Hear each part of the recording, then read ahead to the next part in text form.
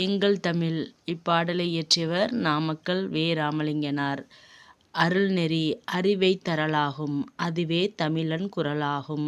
பொருள் பெற யாரையும் புகழாது போற்றாதாரை மிகழாது கொள்ளா விரதம் குறியாக கொள்கை பொய்யா நெறியாக எல்லா மனிதரும் இன்பறவே என்றும் இசைந்திடும் அன்பறமே.